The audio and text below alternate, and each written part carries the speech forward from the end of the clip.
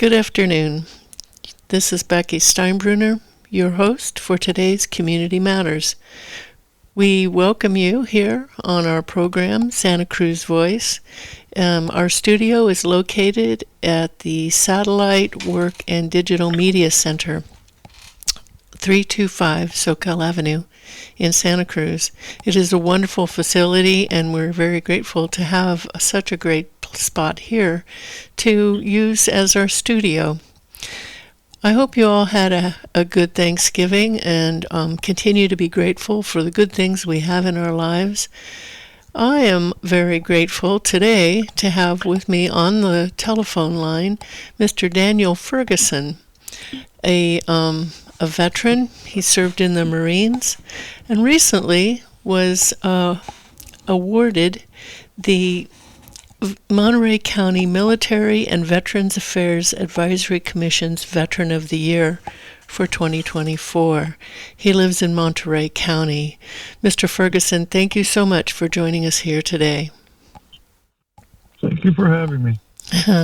It's our pleasure indeed. I met you recently at a Lions Club conference of many clubs from King City that spanned all the way up to Sunnyvale.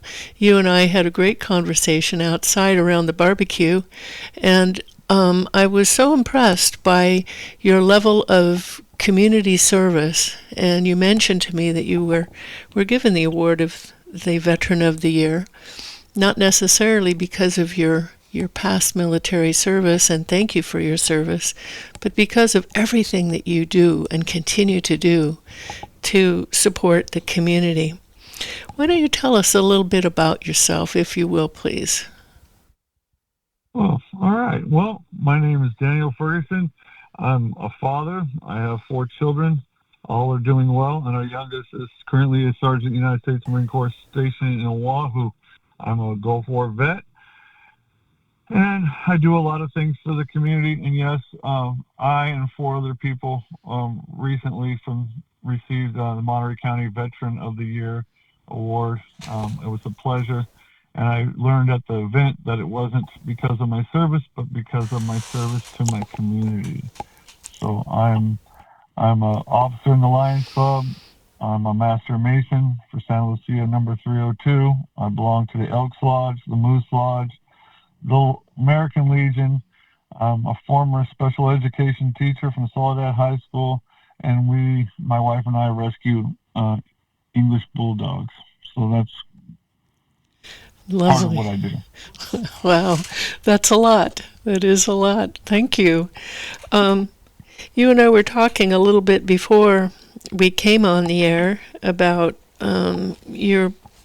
you're working in special education at Soledad High, and now you have transitioned to being a full-time teacher at Soledad State Prison. Tell us a little bit about your teaching experience and what you enjoy most about being a teacher. My teaching experience started at Calaveras High School in Calaveras County for a year. Then I moved to Soledad High School, was about 8 years there. I'm a special education resource teacher. I have 2 credentials for multiple subjects and special education. What I enjoy most is working with people and watching the light come on and watching people smile and have a good time. That's what I really enjoy the most. That's wonderful. Thank you. Thank you very much. Many people would really question or wonder about perhaps what it is like to be a full-time teacher inside the Soledad Correctional Training Facility, the prison. Tell us a little bit about what that has been like and what you find most rewarding there. It's a great job. I mean, we go in at 7:30, we leave at 3:30. The incarcerated people are adults, so it's a lower level 1-2 prison. That's the lower level of violence. So they're actually pretty good. They come in, they enjoy the class, we have a good time, and I don't have any problems, and I enjoy teaching them. So there's, as opposed to public school teacher, it's a lot less stress, it's better pay, it's better benefits, and you don't have to deal with any behavioral issues at all. All that's handled by the correctional staff. So other than that, it's an enjoyable job. I do like working there, that's for sure. That's wonderful. And as opposed to public education teachers, you don't have to deal with the inmates being on their cell phone all the time, right? They don't have cell phones. No. I can't even bring my cell phone in. So all cars have cell phones in them in the parking lot. Yeah. So yes, they're not on their cell phones. There's only 18 students to a class, 3 classes a day, so they're 2-hour classes with 18 students, as opposed to public school, which are about an hour class and anywhere from 25 to 35 students in a classroom. It's sad that it's that way. Public school should be the opposite, actually, but that is the way it is. So the state minimalizes how much students we can have a day as opposed to public school. So that's where I'll leave that. Interesting. What subjects do you teach? I teach what used to be called pre-release, and now it's called the transitions program. The transitions program prepares the incarcerated person to be released. So they can't take the class until they're within 2 years or less of their release date. They're usually within about 6 to 7 months of their release date. And I teach them, who are you? Are you ready to go? What are you interested in? How to do applications, how to do resumes, how to interviewing skills. I even teach people how to shake hands and make eye contact. Sounds weird, but that's not taught. And in today's world, that's how business is done. We just, what else? We teach how to do banking, how to do investing. There's so much of it's involved, but it's pretty much the gist of it. It should be a high school class, actually. I teach them how to do their taxes.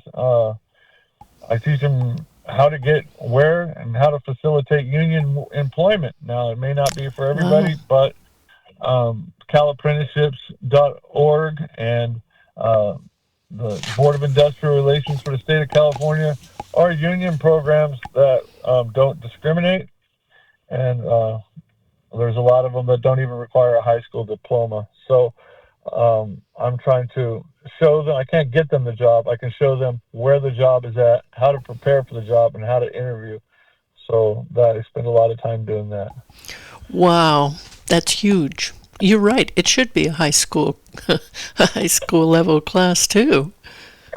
It was when I was at Soledad High School. I was teaching that. I was doing that there, and it wasn't. I would add it to the curriculum, just in addition to the curriculum. That when they were seniors, we would start talking about, well, where are you going to work?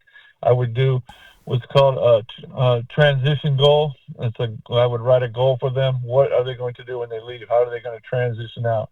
Yeah. I would take them to Hartnell Community College, to the transition center, and introduce them to the counselors so they could get started there. And a lot of them went on and did very well. So they're still doing well. Wow, that's excellent. And when you were at Soledad High, these were the special needs students that you were working with predominantly? Yes. Yeah. Yeah. I'm. The joke is, if you remember, Welcome Back, Carter. I'm Gabe Carter. That's the students I worked with. I didn't work with. There's a couple levels. There's resource.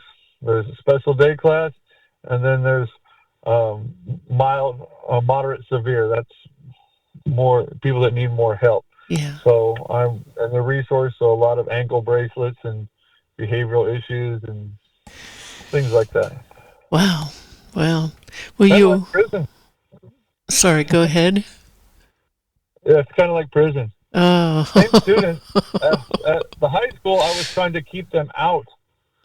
And at the prison, I'm trying to help them get out. Yeah. So it's almost the same job, just Yeah. A little bit different perspective. And what about the gang influence? Is that an issue that you work with and talk with them about? Yeah, the gang thing is what it is. I don't really talk to them about it because it's not part of what I'm doing. Mm-hmm. Yeah, of course they they're going to do what they're going to do, but we're not here to talk about that. We're Mm-hmm. here to prepare you to leave, and if that's what you want to talk about, I just redirect. We just stop. I'm quiet. I look at them, shake my head, and we redirect back to what we're doing. I'm not going to, not going to get into. If that's what they want to do, then I will say, "See you later," not goodbye. And the goal for me is to say goodbye and they not return. Yeah. But the fact is that many of them have been there many times, and Wow. they will be coming back. And it's Wow. the way it Why is. So why do you think that is? um, it's just there's all kinds of different reasons. Um, they're not ready to be sober, and Uh, they're not ready to give up the lifestyle. uh, So wow. that's until you're ready to be sober, no amount of drug rehab or anything else is going to help you. You have to want to be sober. Yeah. And that's whether that's drugs, alcohol, or whatever your addiction is, until you're ready to change, it won't change. And Yeah. so that's my observation of it for sure. Yeah. How long have most of your students or average student been in the prison when they come to you and you start helping them prepare to leave? You don't go to state prison until you get at least 1 year sentence or Mm. more. Usually you'll spend shorter sentences in the county jail. Mm. So once they get to that level, they're usually anywhere from a year to life. So I do lifers too because lifers are getting dates now. They're getting release dates. Mm-hmm. So, they've been there for 35 years. They know nothing about what's going on the outside. Wow. And so they're very pleasant to work with. Actually, they're very eager for information. Mm. And so, because everything is different. Everything. Cars don't have carburetors no more. It's fuel injected. Everything is different. I mean, it's Yeah. just everything is. I mean, where they used to live, where that field was, that's houses now, and nothing looks the same. So, I enjoy working with them too. So, Wow. Yeah. work with people with no education all the way up to. I had an Oakland Raider. How about that? Wow. Really. Yes, I won't give out his name, but Yeah. yes, he was. Yeah. Yeah. So, I mean, those are college educated people. If you get into the NFL, you're a college educated person. So, I've had real high education to no education at all. So. Yeah. And you must be an excellent teacher to be able to reach out and connect with each of them as you do. Well, I'm very much a people person. I'm very just outgoing. I'm not shy. Um, I'm the person that will shake your hand. I'm the person that I think if you need a hug, you're going to get a hug. I'm the person that will say good morning to you, and I treat everyone. It doesn't matter where you are or who you are. I say good morning to everybody I pass. Mm-hmm. I salute the flag every time I see it. That's just me. Thank That you. is just me. They're calling it the California model, but that's just who I am. So I have no problem with treating people, uh, good. You should treat everyone good. Yeah. Thank you. That's just the way I am. Thank you. For those of you who are just tuning in, welcome to Community Matters. This is your host, Becky Steinbrunner, and I am honored to have Mr. Daniel Ferguson interviewing via telephone. He lives in Monterey County, is a veteran, and recently was bestowed with Veteran of the Year for 2024 in Monterey County with 4 others. And he is exemplary in his public service. And we've been talking here just recently about the fact that he is a full-time teacher inside of the Soledad State Prison. And if you'd like to join the conversation, ask questions of Mr. Daniel Ferguson, you're welcome to do so. You can call 831-265-5050, and we'll add you to the conversation here. So, Mr. Ferguson, what's the most challenging piece of your teaching in the Soledad State Prison? I would say the most challenging thing is knowing that some of them are coming back. That I can try, I can do everything I can, but you know who's coming back. They talk about their drug use all the time. They talk about their gangs. They all the time. They're not trying. They say that going to prison is just part of the lifestyle they lead. And so, wow, which is true, but that's kind of depressing. But I move forward, and I hope that by the end of the class, I've caught their attention. Let me see. To quote Mr. Carmelo Pazzania, a teacher I used to work with at Soledad, kind of like throwing paint at the wall to see what sticks. You're going to throw it out there and see what sticks on the wall. And then once you find an area that they're interested in, try to really build on that. So, planting a seed and trying to help it grow. Yes. Yeah. And never getting to sit under in the shade underneath a tree. That's something. Hey, there's something I wish I knew. How they did when they left. Yeah. And that was nice. There's no way for me to follow. My students from Soledad, they contact me all the time, so I know what they're doing. But the high school students. I don't want people from the prison contacting me, but it would be nice to kind of know. Yeah. Did the seeds sprout? Do you know if the prison keeps any records of that? No. I don't want them contacting me, so I wouldn't know. And so I think that's it's called being over familiar. Yeah. I don't need to know that. I'm curious. I'm curious, but this isn't.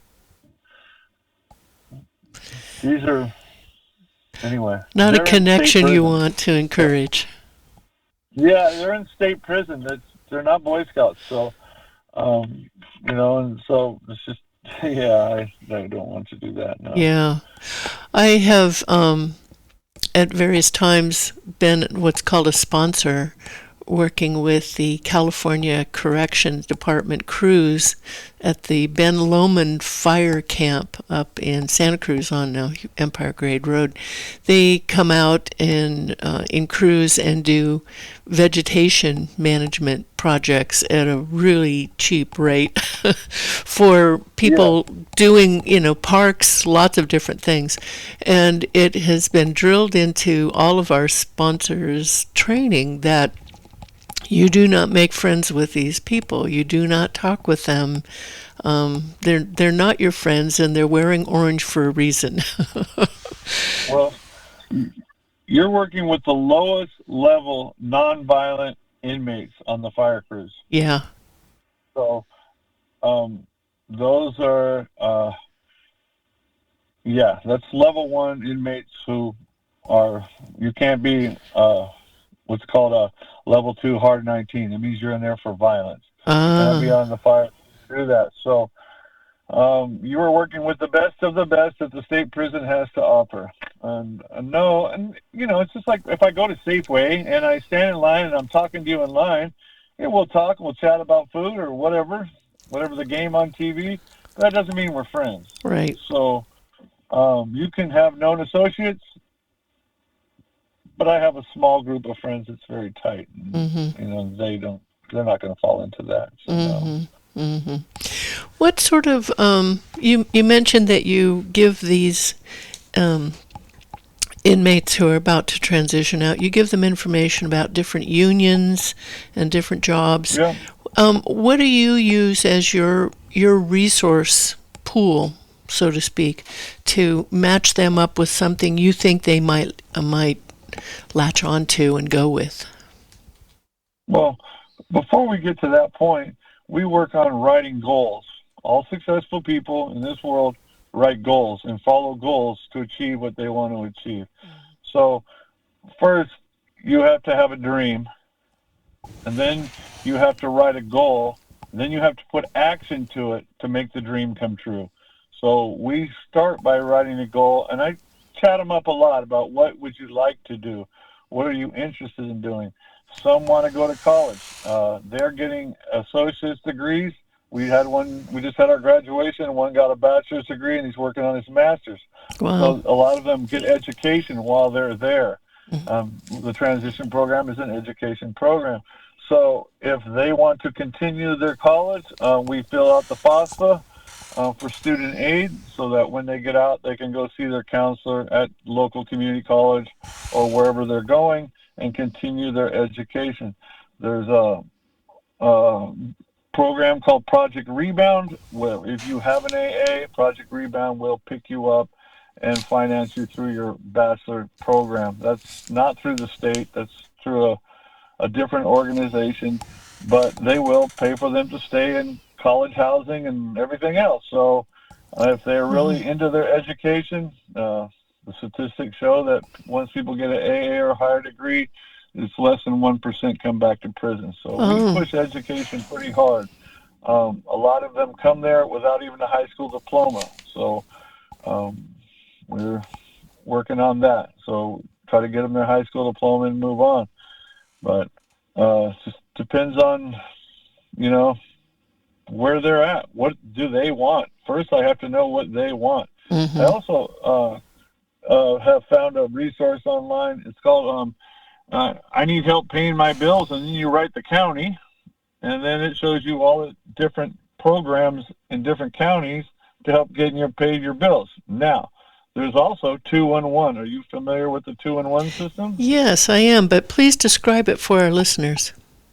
Okay, so 211 is you can call it 211 in any county in California, and if you call in Monterey, it'll say, "Hi, this is 211 Monterey County," and it will start telling you where all the food lockers are, you can go to LHEAP and get your electric bill paid. It'll tell you about the different dioceses that help with rent.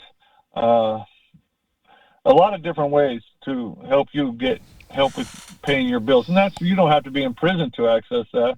Those programs are out there, and they've been out there for a long time.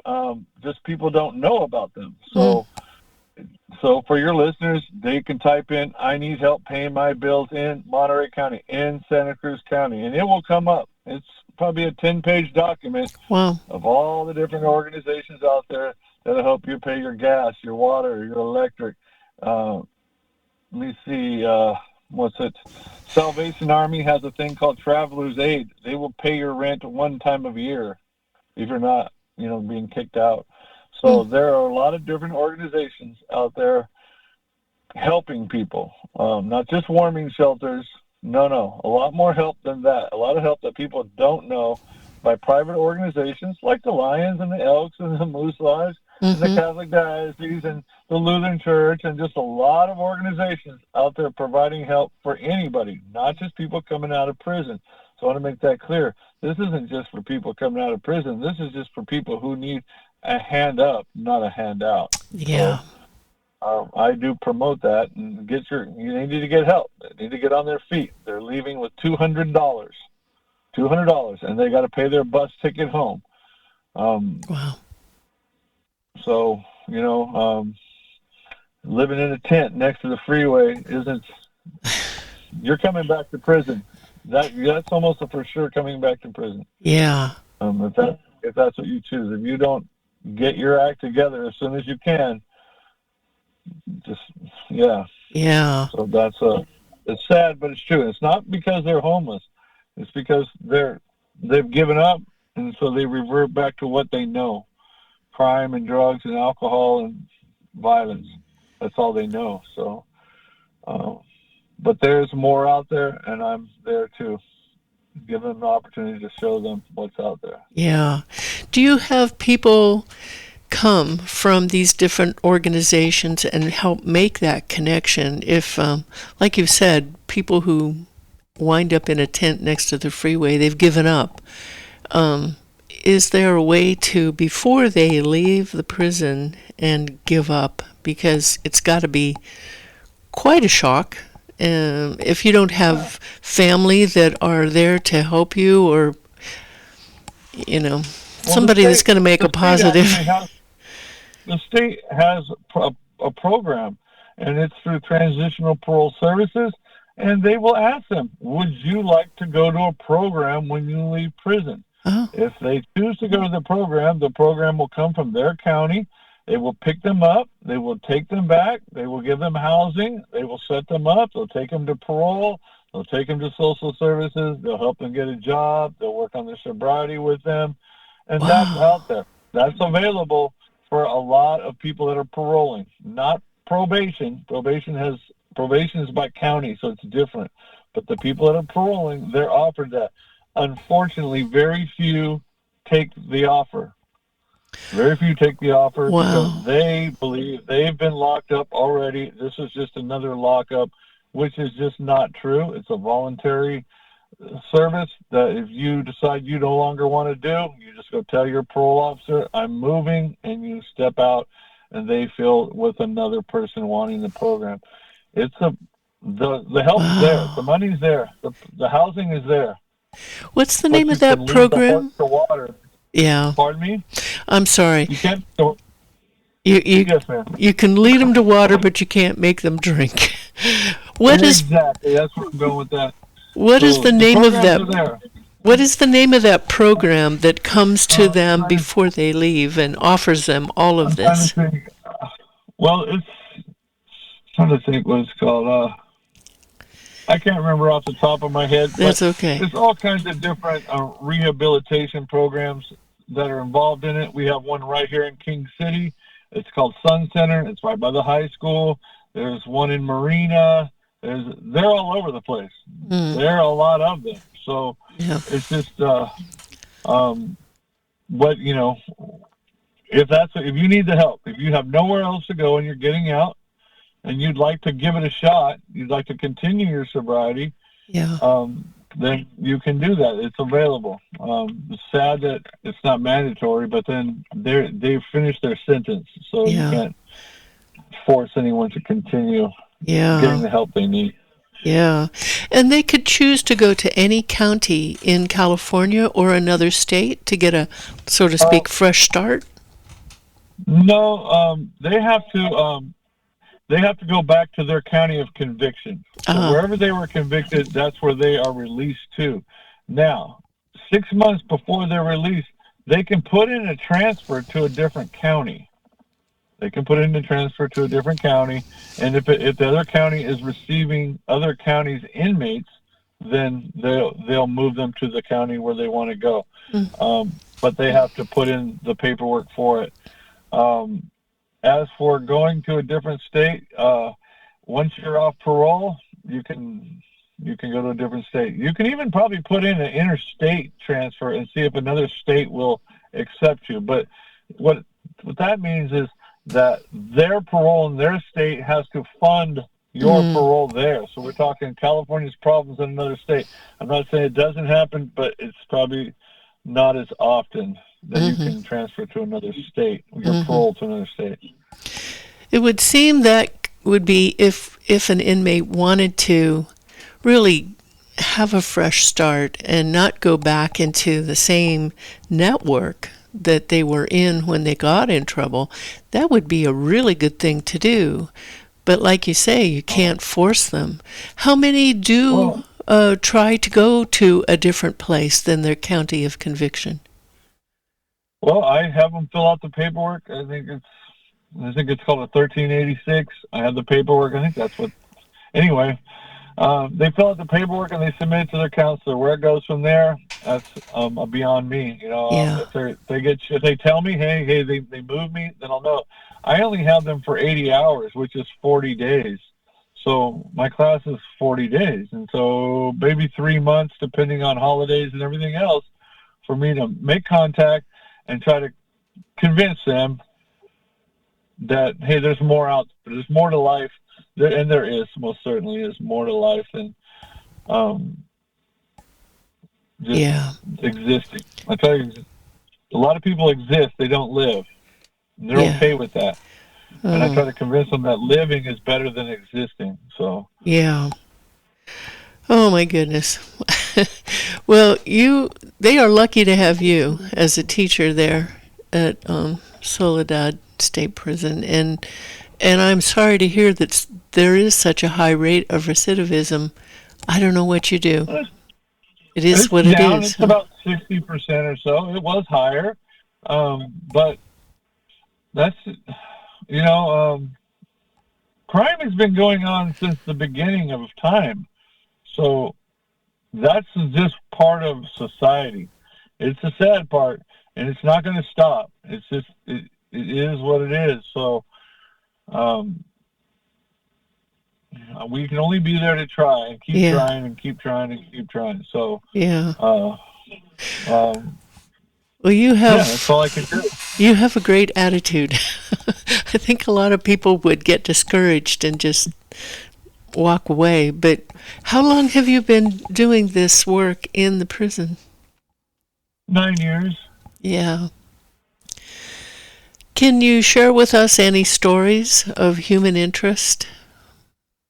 About the prison Yeah, or just general? the people that you've met. Um, Oh, I work with some great people at the prison. There are some really awesome people, both on the officer side, on the teaching side, on the medical side. Uh, California Training Facility or correctional training facility is like a big family. It's a mm, really big family, and I enjoy the people I work with. And an interesting story. Well, like on the 21st, I'll be at Salinas Valley, and my wife and we'll be in there, Mr. and Mrs. Santa Claus, and we'll be taking pictures with inmates and their families. nice. And it's about an hour for each yard. There's 4 yards. It's really fulfilling. I learned a long time ago, it is better to give than to receive. It's very fulfilling for me to see people happy and laughing when I know that otherwise they wouldn't be. So Yeah. that's a very fulfilling thing for me. And that's probably why I do a lot of the organizations that I do. I like to have a good time. I like to laugh. I like to see other people laugh, and I like to help people. So Mm, that's why I do so much scholarship work in South County. It's just another one of the things I do. So wow. that I don't know. As for like some one story, I don't have one story. There are Yeah. many. There are many, I'm sure. Thank you. If you're joining us now, I'm talking with Mr. Daniel Ferguson from Monterey County, who is a veteran and continues to serve his country and his community in many, many ways by serving as Santa, by serving as a teacher, full-time teacher, trying to help inmates transition out of the prison into civilian life and not go back to prison. That's the challenge. If you'd like to join our conversation, please do. You can call 831-265-5050. Again, that's 831-265-5050. And join the conversation here with Mr. Daniel Ferguson from Monterey County. Mr. Ferguson, it is a real pleasure to get to know you. We are both Lions. We both fully understand how important it is and how gratifying it is to do public service. And we met recently at, as I said earlier, it's the district Lions cabinet meeting that had Lions from all up and down the coast, from King City up to Sunnyvale. How long have you been a Lion? Um, 3 years, but I've been the Easter Bunny for the Lions for 7. Nice. That's nice. How did you get started being Santa and the Easter Bunny in your community? In Soledad, when I was a teacher at Soledad High School, I was approached by an officer from the Soledad Police Department. He was the school resource officer, and he said, "How would you like to be Santa Claus for the Cops Giving Tree?" um, in Soledad.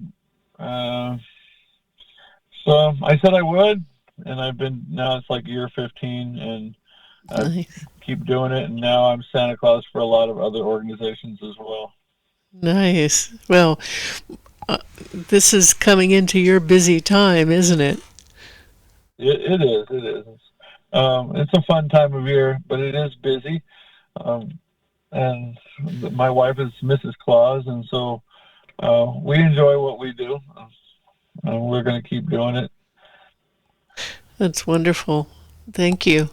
You know, at this Lions conference that you and I were both at, I was very taken by the fact that the discussion was about providing books and things to a school in Jamaica, and that the local Lions Club were going to start taking this on and help out this school. And you just stood up and said, well, curriculum is curriculum. I've got all kinds of stuff to give you. And that was really inspirational for me. And then we had the good fortune of having more time to talk later outside. So how do you develop your curriculum for these inmates? How I develop my curriculum, that's one thing. But what I'm talking about is a lot of schools have transitioned from actual textbooks to iPads. Yeah. And the prison is no different. So they're constantly changing the standards and the what's new. It seems like everybody thinks education has changed since Howard Mann. It hasn't. English is English, math is math, algebra is algebra.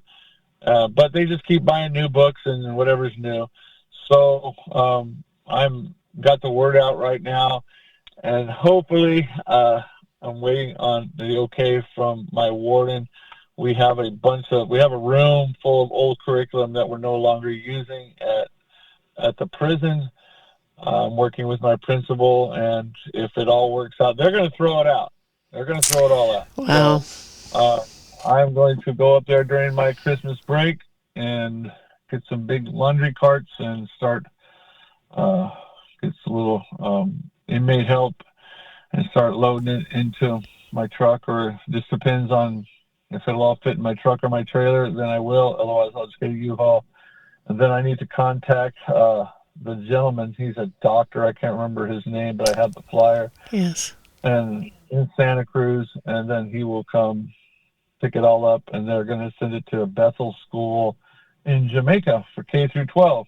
And when they get down there, they can go through it and decide, well, this goes, because the prison, we teach AB1, AB2, AB3, and GED. So AB1 is like 1st through 3rd grade, and AB2 is like 4th through 6th grade. So we have curriculum from the beginning all the way through GED. So Wow. if I'm granted the ability to take it out, and that's what I'm waiting on now, we'll find out when we go back from vacation, because I'm on vacation right now. Mm. So Monday, hopefully we'll find out it's a go, and then they'll tell me the day on my vacation, and I'll go up there and load it up, and hopefully I can get hold of the gentleman. So I don't want it to get rained on, to be in my truck or wherever. Yeah. I can't store it forever. So, and then he's going to put it in a shipping container. I reached out to one of the local high schools, but they've already gotten rid of all their curriculum because they've now had iPads for about the last, 5 to 8 years. Wow. So now all the new curriculum is downloaded onto their iPads. All the textbooks are, so it's a little different. Mm-hmm. But I'm still looking, and got my feelers out to see what I can find and get my hands on, and we can at least be part of. This is a room full of stuff, so it's a lot. It's just at CTF, so I'm going to probably try to get hold of Salinas Valley, see what they have, but they have a different warden. It's a different. So anyway, we'll see what we can do, and if I can load that guy's thing up, then God bless. Let somebody use it. Indeed. Thank you. Yes, that's Dr. Ken Robertson, who he actually lives in Carmel Valley, I think. So it would be fairly close to you. But any of the lions in the district, Alan King there in King City is certainly a resource. And then up in Santa Cruz, Mr. J.D. Dang is the president of the Cabrillo Host Lions Club, and he's really spearheading this with the cooperation of all of the lions in the area. And I had no idea that the prisons had educational materials for as low as first grade. Well, we have people that don't speak English. And if you don't have a high school diploma, a verified high school diploma, they test you. Wherever you test, that's the grade you're in. And you have to go. You don't get to say no. So they put you in school because education is the way out. It is.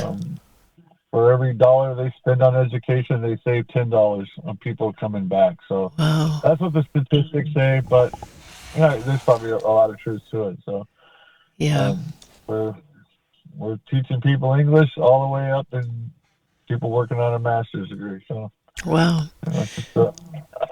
And are there beyond the 2-hour class daily? Is it Monday through Friday that you teach these classes there?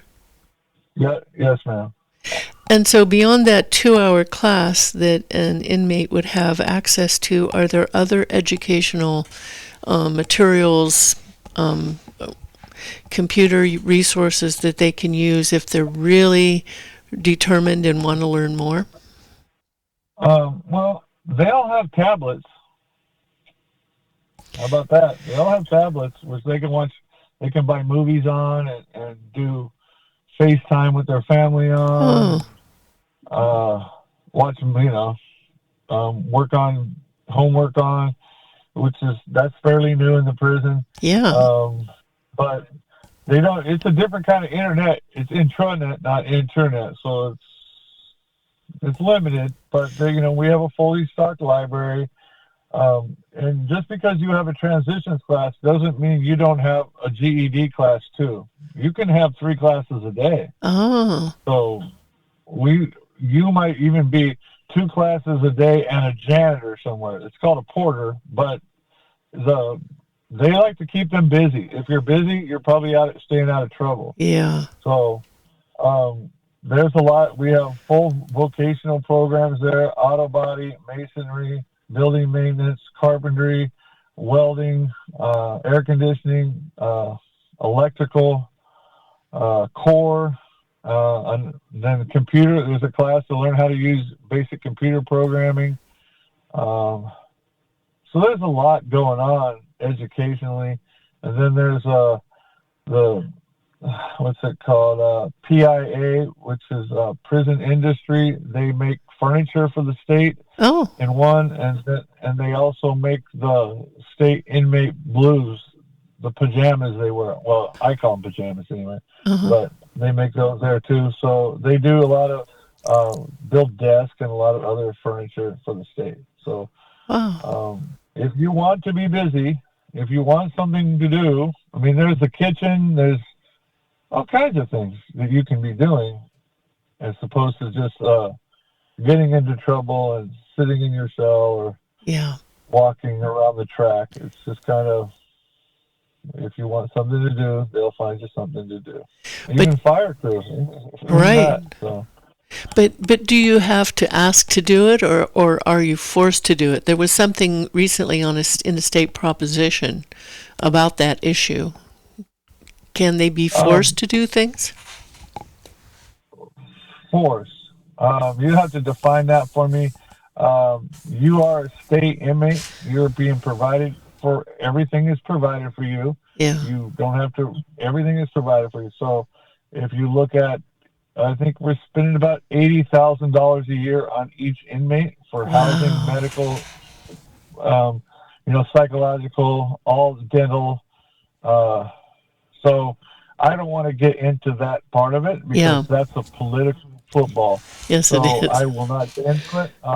They get paid, whatever they get paid. That's not. They are forced to go to school. That's for sure. Yeah, they don't get focused on that. So if you get put into school, you get what's called a ducat. That's a job assignment, and if you don't go, then you get written up, and if you continue to not go, then you will get 30 days added to your sentence. So, or you can go, and if you finish my class, you get 7 days off your sentence. It's called a milestone. So you can there's a carrot on a stick. If you want to do it, you can get time off. If you get your GED, you get 6 months off your sentence.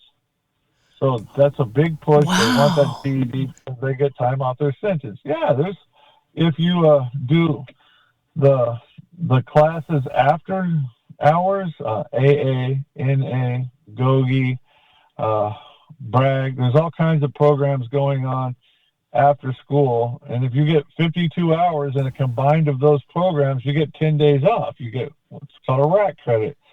So, but you're spending all your time, your evening time, in self-improvement groups. Mm-hmm. So there's a lot of ways to improve yourself if that's what you want to do, and the carrot to that is time off your sentence. So education includes time. If your reading levels go up a certain amount of points, you get a week off. You get a milestone. So it's just the way it is.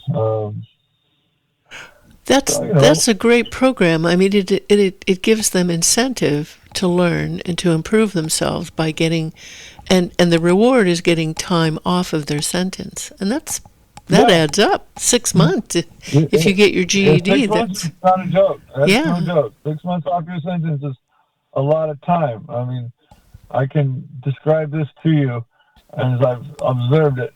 When they come to prison, the clock stops. The world goes on. But the clock stops for them. Mm-hmm. It stops. So, and it ticks real slow, and sometimes it ticks backwards. Yeah. So it really drags. And so if they can work on, if they go to enough self-improvement programs at first, they're probably just going to get the time off. But after a while, they get really involved. Mm. So, you see, I just worked with a program, and we did a food sale and raised a bunch of money for the Cops Giving Tree. The Cops Giving Tree provides Christmas, bikes, and presents and dinner for about 150 children in the Soledad area of the poorest of the poor every year. And so we did a food sale, and we raised a bunch of money for it. And I'll be doing a couple more food sales for other organizations. I can do it for the Lions. I can do it for, as long as they have a 503c, I can raise money for them. So, and they get really into it. They really, you'd be surprised how much food they buy, because they get to have good food for one, and how much time and effort they put into working with the community. So, that's got to help them. Alternative to Violence, that was the group. We just raised a bunch of money for that group. I was the sponsor. They did all the work. I got the catering and all that part of it, but they did everything else. So Alternative is another good group. So we raised a bunch of money, and anyway, we took care of the Cops Giving Tree for the next couple of years. So. Wow. That's the Cops Giving Tree is something right there in Soledad, or is it throughout Monterey County? Yeah, it's right here in Soledad. I live in South County, so I live out by kind of between King City and Lockwood. My wife works in Soledad. I worked in Soledad. So yeah, the Cops Giving Tree was something started in Soledad 15 years ago, and they started providing Christmas for the very underprivileged people of the Soledad area. All the presents that are left over, we take them out to Fort Hunter Liggett, and they go out there to the junior enlisted, and we do an event for them too. So, wow. Because we invite people, if they don't come, then they don't come, and so there's leftover stuff. And usually it's, it's pretty good. So we take that out and provide the junior enlisted families presents too. So always something. Yeah. What are the junior enlisted? What is that program?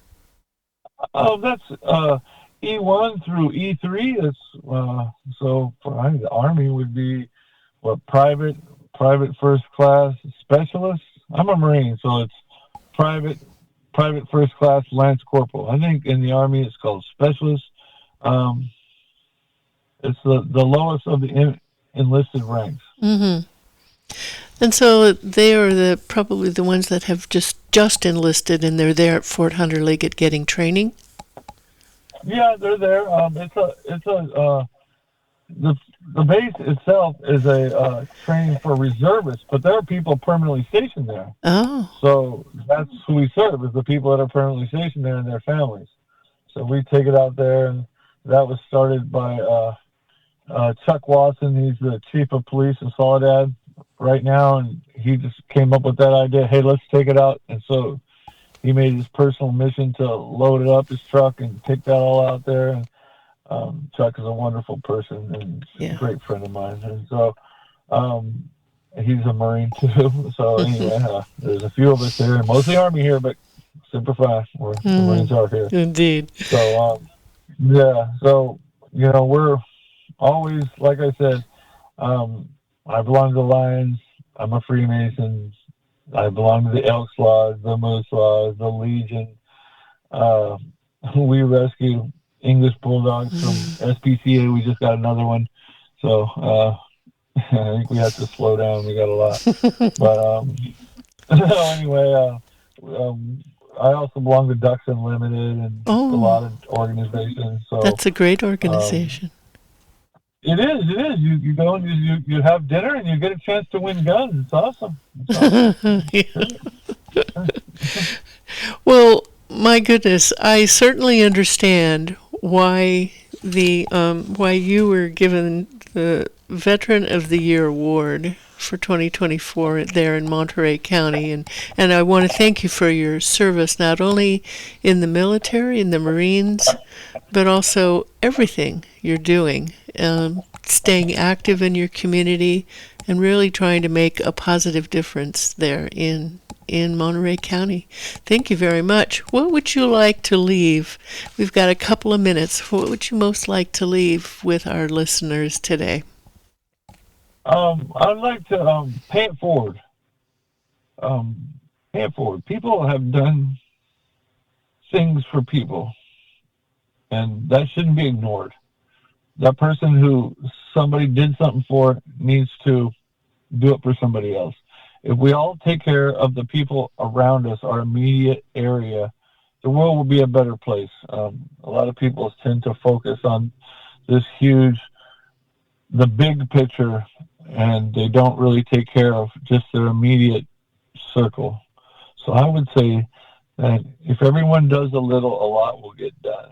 So go out and get involved in your local services. It doesn't matter if you're just collecting coats for the homeless. It doesn't matter if you're at Dorothy's Kitchen feeding people. It doesn't matter if you were at the American Legion yesterday feeding 500 people and handing out 300 coats. Go, Tony Veretta. Anyway, that's what we were doing yesterday. Just get out and do some public service. You get in with the public service crowd, you're never going to meet a better group of people, and your heart will swell doing that. And that's what I'd like to leave it with. Thank you. Thank you so much. Mr. Daniel Ferguson from Monterey County, Veteran of the Year for 2024, and a great public servant and a great member of the community. Thank you very much for joining us here today on Community Matters. Thank you. So in our second hour, thank you. Thank you very much, Mr. Ferguson. We're off the air now for a 6-minute recorded break, and I really want to thank you for joining us here today. Thank you. How long does this last? This program, it goes on for another hour, and Do you need me for another hour? No, I think I've taken plenty of your time, and I really appreciate your taking the time. I'm going to go off now in the second hour and talk about some local issues in Santa Cruz County regarding a changed well ordinance and the passenger rail project in Santa Cruz County. You're welcome to listen, but you can hang up your phone and listen from your computer or your smart device. All right. I appreciate it. God bless. Okay, bless your heart, and thank you for all you do. Give my thanks to your wife as well. I will. All right, Bye-bye. thank you. Bye for now.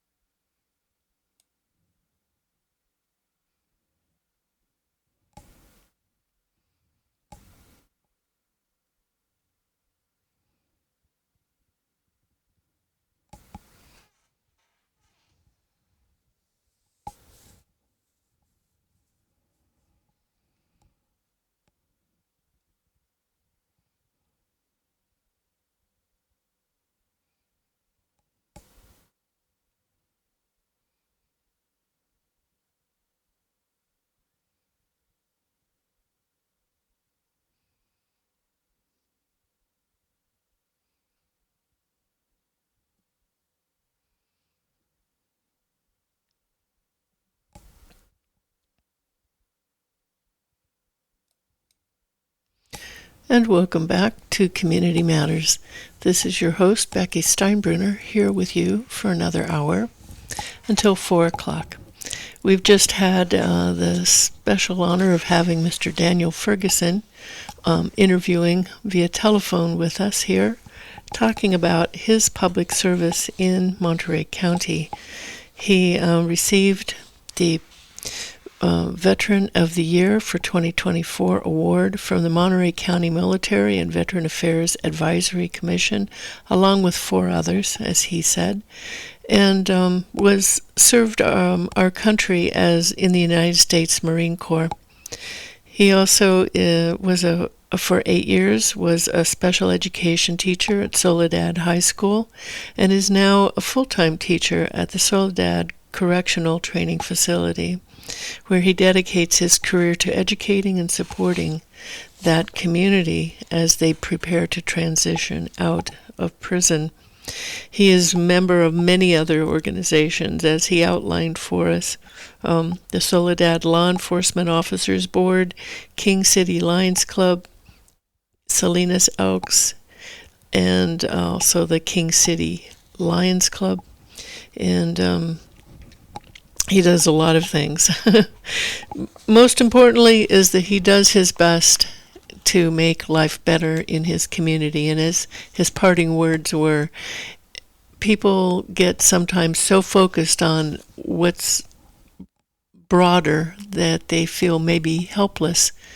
But if you look right around you, there's always something you can do.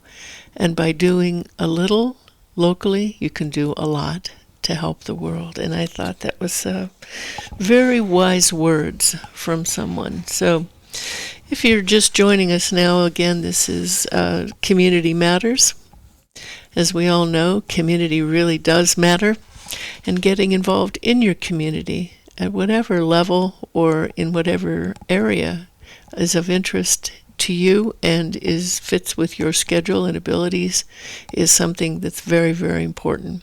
And I'm here to help give you information and stories of interest like what we just had in the past hour to pique your interest and get you going and light your fire out there in our community.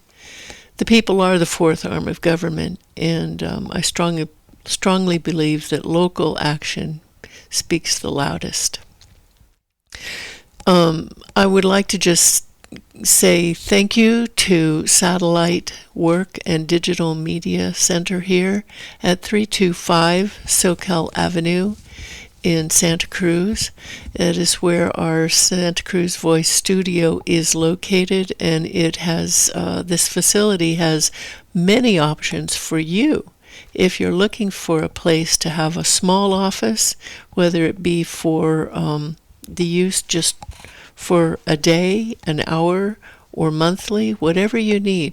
I cannot say enough good about this Satellite Work and Digital Media Center. We share it with Community Television, another great gem in our community that records board meetings of many different organizations, the County Board of Supervisors, Regional Transportation Commission, Soquel Creek Water District, a lot of different ones. And you can find them on Community Television, Government on Demand, and click on them and find out what you missed when you couldn't go to a County Board of Supervisor meeting on 9 a.m. at a Tuesday date. So I want to also give a little bit of an advertisement. We were just talking at the end of my the discussion with Mr. Ferguson about the Lions. The Santa Cruz Host Lions are today opening up their Christmas tree lot that is located down near Harvey West in Santa Cruz, in the parking lot next to the Portuguese Hall. If you go to Costco, just don't turn into Costco. Keep going toward the park, and you'll see the Christmas tree lot there on your right. It is open every day of the week through December 15th. weekdays 2 to 7, and on weekends 10 to 7 p.m. These are trees freshly cut from Oregon, brought in, and the lions take good care of these trees. They make a fresh cut on the ends, and these trees stay in troughs of water to help them stay fresh for you. All the profits, all of the proceeds go to help people locally. The Santa Cruz Lions Club has been doing this for decades, and if you're out there looking for a tree or want to just check them out, please do so. It's a great group, and again, that's the Santa Cruz Host Lions Club Christmas tree. A lot on the Portuguese Hall parking lot next to Harvey West Park, just a little bit past Costco. Great trees, noble fir and Doug fir, all different sizes, and I'm sure there's one there for you. With that, I would like to discuss with you a little bit something that's coming up on this Tuesday's,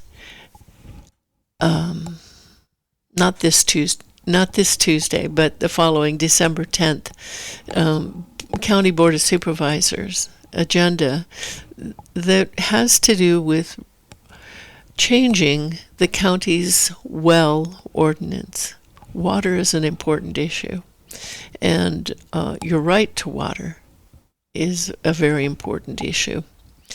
The Board of Supervisors will be considering on December 10th changes, in my opinion, major changes to the Santa Cruz County well ordinance. If you'd like a preview of what these changes will be, you can sit in on, both virtually or in person, the Santa Cruz County Water Advisory Commission. That's going to be December 5th at 4 p.m. That group meets on the 5th floor of the Santa Cruz County Government Center at 701 Ocean Street. And you can also participate remotely.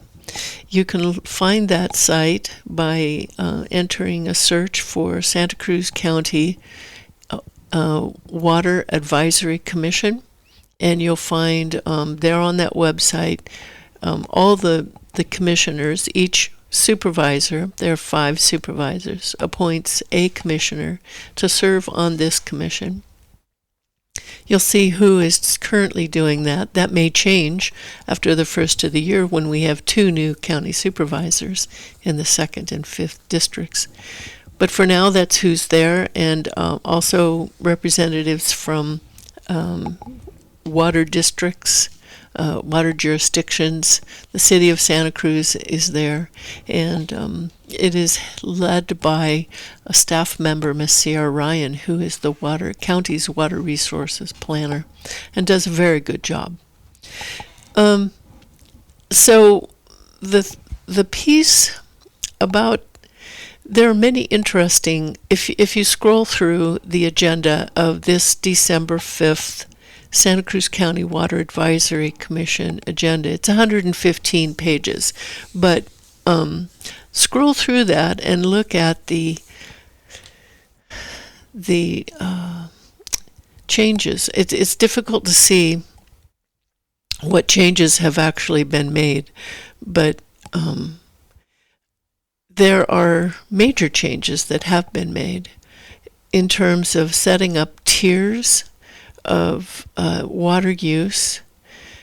There are now going to be established restricted water use zones that are, there's a map that is kind of hard for me to understand because it looks like the whole of the county is in this restricted zone. But there will be a great amount of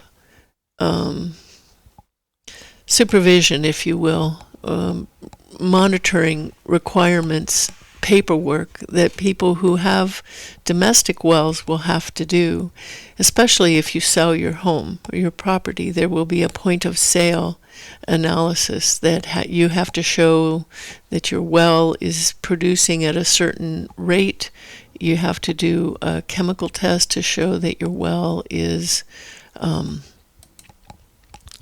not that the water quality is good.